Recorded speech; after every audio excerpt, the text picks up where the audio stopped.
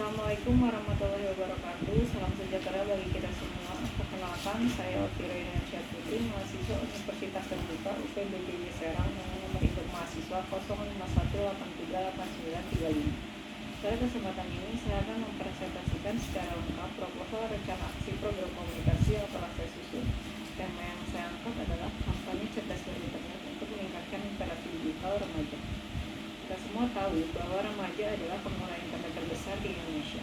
Mereka aktif menggunakan TikTok, Instagram, Twitter hampir setiap hari. Tetapi kenyataannya, tingginya penggunaan tersebut belum sejalan dengan kemampuan literasi digital yang memadai. Banyak remaja terpapar informasi tanpa verifikasi. Mereka membaca, percaya, bahkan menyebarkan informasi tanpa mengecek kebenarannya. Bahkan lebih jauh lagi, sebagian remaja masih belum memahami pentingnya menjaga privasi atau menggunakan media sosial secara etis. Dari data berbagai survei nasional juga menunjukkan bahwa literasi digital di Indonesia masih berada pada kategori sedang. Tantangan terbesar ada pada kemampuan kritikal tinggi, yaitu kemampuan berpikir kritis saat mengkonsumsi informasi. Fenomena ini menimbulkan sebuah pertanyaan besar, bagaimana kita dapat meningkatkan kemampuan remaja dalam mengenali dan mencegah penyebaran disinformasi. Dari kondisi tersebut, saya menyusun program kampanye bernama Cerdas Berinternet, sebuah upaya untuk membantu remaja menjadi lebih kritis, aman, dan beretika saat menggunakan internet.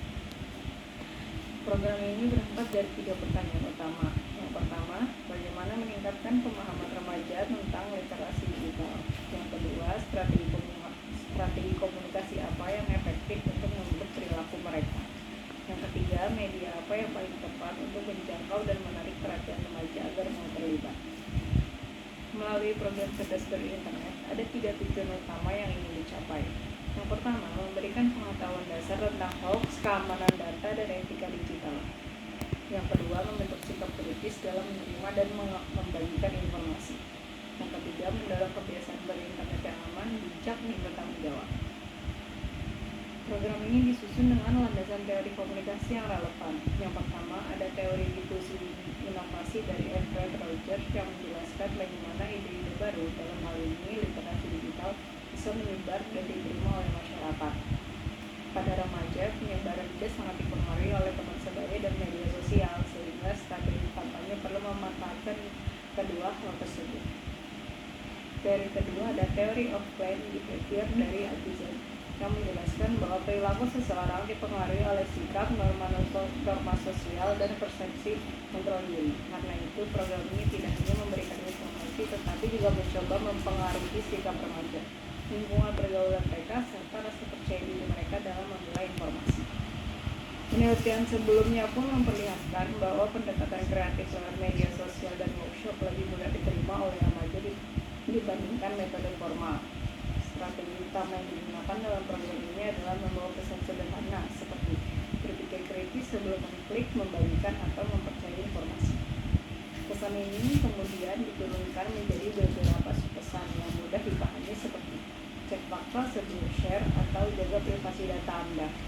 Untuk menjangkau remaja, program ini memanfaatkan media yang dekat dengan mereka seperti Instagram, TikTok, dan juga YouTube.